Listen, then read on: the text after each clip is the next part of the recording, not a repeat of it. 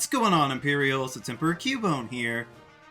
Pokemon Let's Go Pikachu and Let's Go Eevee were an interesting tryout of sorts. It was the first kind of remake, sequel, hybrid, more mainline side game that was on a major console system. There have been console Pokemon games before, but these first games on the Switch were heralded as showing off the full potential of what this franchise could bring. And that's the word I would use. Potential. Because there were some really great things about these Let's Go iterations, like the NPCs that will just give you more Pokeballs when you run out in the field.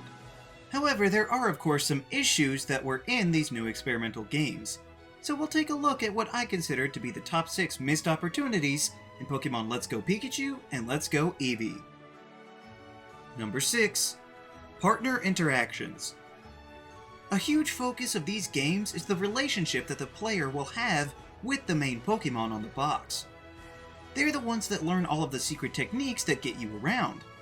And they are always out with you, even when you choose another Pokemon to walk instead. So it was a little disappointing when the advertised close personal interactions with such a special Pokemon really just boiled down to more Pokemon-a-me. You pet them, you feed them. The only actual difference is that you can style their hair a tiny bit. Instead of doing anything different or unique, they just implemented a system that they already had and tried to make you think that it was more special by excluding every other Pokemon. The one new thing that they did include with this feature is the fact that your partner Pokemon can bring you little gifts inside of veggie tacos. The only problem with that is that these gifts are useless. I mean, seriously, look at this. We've got a broken spring, some glass that they found on the beach, one solitary earring that they found on the ground. This is literal garbage. What is the point of these useless items crowding up my bag space? Other than the actual touching bouquet after becoming champion, and the occasional heart scale, these items in no way say to me that my partner Pokemon actually cares about me. This is the kind of thing that you pull when you forget that it was your friend's birthday and you have to scrounge around at the last second. Basically, other than some additional text every now and again, these so-called partner Pokemon don't get much more interaction than any other that you'd pick up in the wild. Although I guess you can dress them up a bit, but that'll just crush kids even more when they aren't able to transfer those Pokemon into any other versions in the future. Number 5. Abilities and Items. Let's Go Pikachu and Eevee in many ways went back to basics. Along with returning to the original setting, they stripped away some of the components of gameplay that have accumulated over the 20+ years. The main one that affected me was the removal of Pokemon abilities, the passive extra characteristics that can help Pokemon in battle and make them more unique. Now, maybe they just thought that they had to since the original Kanto games debuted before abilities were around. But it can be really distracting to have to constantly remind yourself about these changes. Namely, look at Pokemon Tower. It is full of Ghastly and Haunter. Now, ever since Gen 3, they have been immune to ground with Levitate, which is really quite handy for them being weak to ground. But in Let's Go, they have no abilities to keep them safe. So my Marowak just had a field day killing off ghosts, and coughing and wheezing for that matter, when in any other game it couldn't have touched them. You might say, but they used Let's Go to try and draw in Pokemon Go players to a different entry in the franchise, and Go didn't have abilities either. I don't know whether they actually achieved their goal, since I've not really heard of any new converts. But why not go ahead and introduce them to this vital gameplay aspect? Say they did buy a Switch and Let's Go. If they actually get Sword or Shield, they will be incredibly confused as to why they just got paralyzed from touching a Pikachu. It's just so distracting to have to remind yourself that your Mega Venusaur does not take neutral hits from fire and ice. And speaking of which, hold item exclusions are a similar principle. Did they only leave them out because they weren't in Gen 1? By that logic, there shouldn't even be Megas in the first place. Or even the Fairy type. If you're going to remove one, why not take them all? I just don't understand the point of removing 2 of the features that can impact battling the most when they're just going to put them right back in the next one. I thought this was supposed to be an updated version of the game, and not just a high-gloss re-release. Number 4. A full story revamp. This one I don't actually have a huge problem with, but by definition it is a missed opportunity. The Let's Go games are pretty much what you'd expect if you've played either Red version, Blue version, Yellow, Fire Red, or Leaf Green. The gym leaders are the same, the towns are definitely the same, and you could probably play these games with your eyes closed. Mostly. Every now and then they'll throw something in that has a different twist to the story. The biggest example is your rival. From his look and overall function in the story, I just assumed that he was supposed to be some sort of blue surrogate. That is, until Blue himself showed up. So he already exists in this universe? Meaning that he and Red already went on their journeys.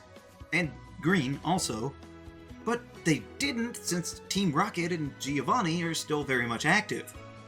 Unless you're telling me that Red did not defeat Team Rocket in this universe, in which case, what makes him so special? He didn't even catch Mewtwo. I did that. So what could he possibly have done to still be considered such a great trainer? It just doesn't make sense to have a completely new generation of trainers in Kanto in the same continuity as the ones that we've already seen, and to have their stories be nearly identical. But that's not the end. They did add Jesse and James from the anime, like in Yellow version, and they had their trademark Pokémon. However, they missed their chance to update with the other Pokémon that they caught in Kanto with Victory Bell and Lickitung.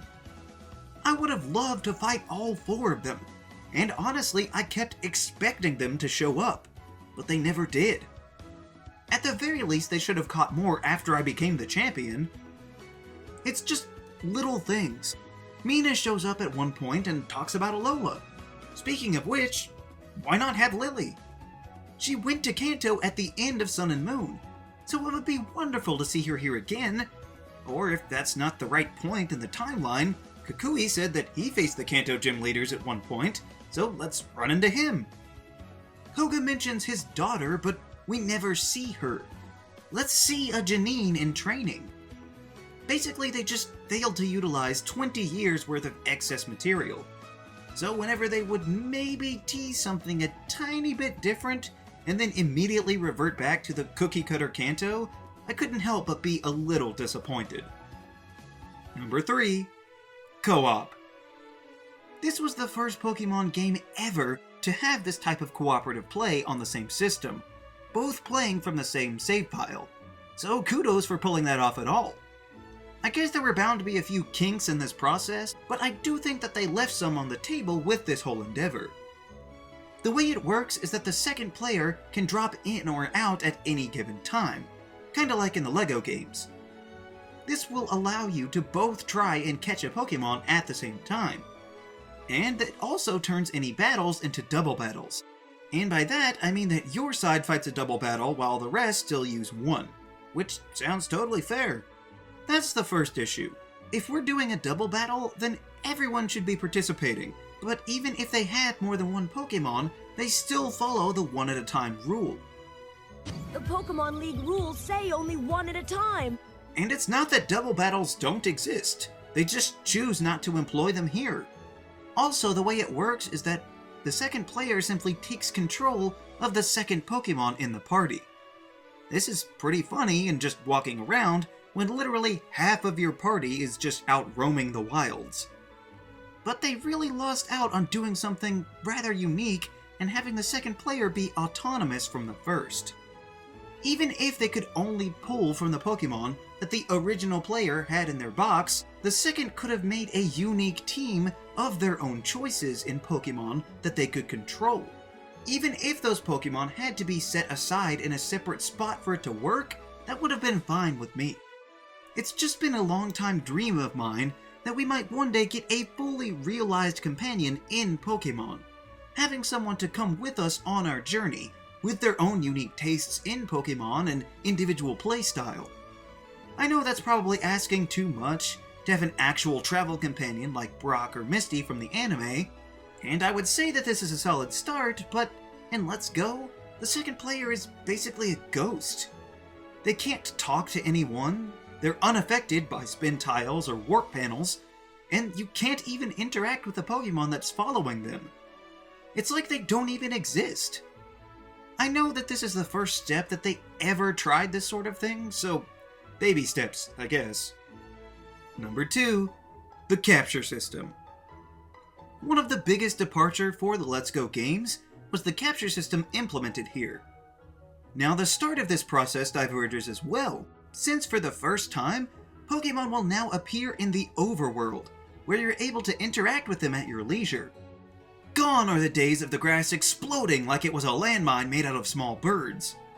That change is actually really great, even if it does somehow simultaneously make it easier and harder to get shiny Pokemon. But the problem arises once you run into these wild creatures.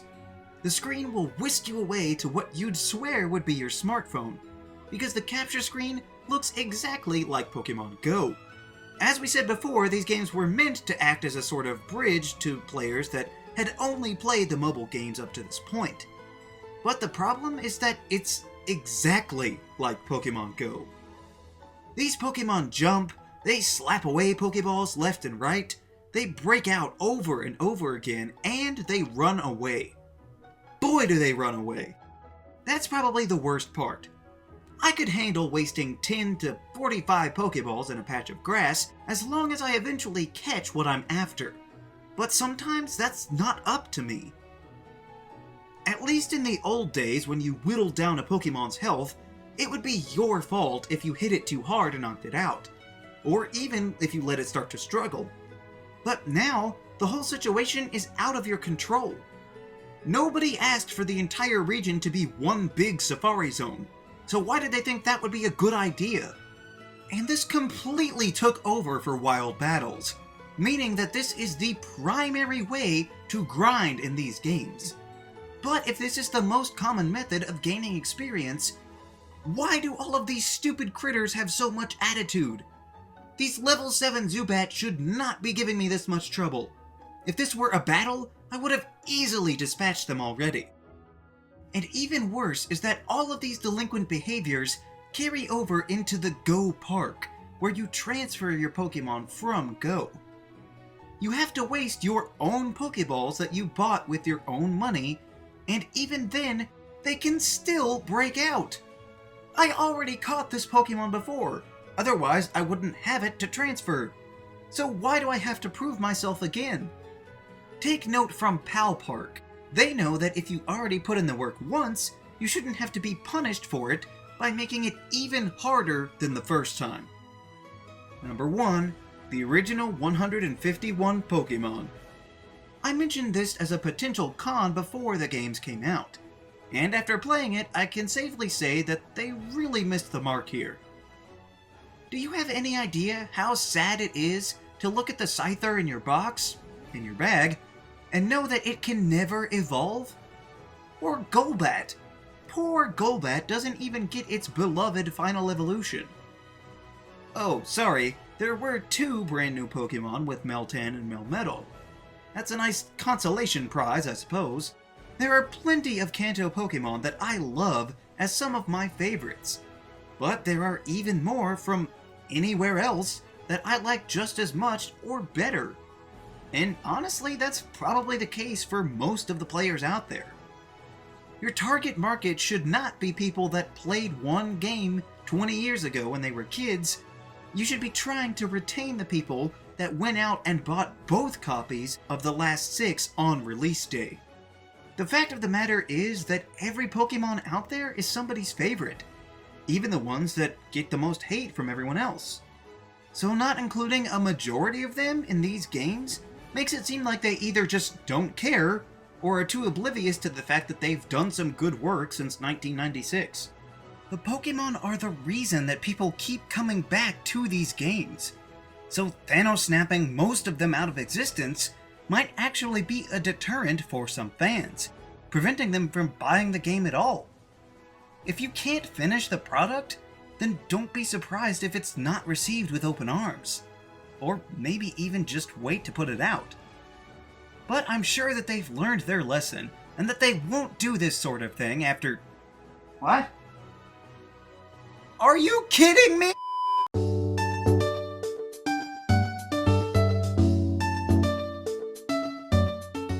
So overall, I did enjoy strolling through the Let's Go games. They were a fun distraction until Generation 8 came out. And I recognized that they didn't even have to give us these games. They just wanted to fill the void a bit for fans. However, they did miss out on a few of the opportunities, and maybe they can fine-tune them for when the next versions of Let's Go roll around. What are your biggest missed opportunities for Pokemon Let's Go Pikachu and Eevee? Let me know down in the comments. Also, be sure to leave a like, share this video, and subscribe so that you too can become an Imperial today. And we'll see you around next time!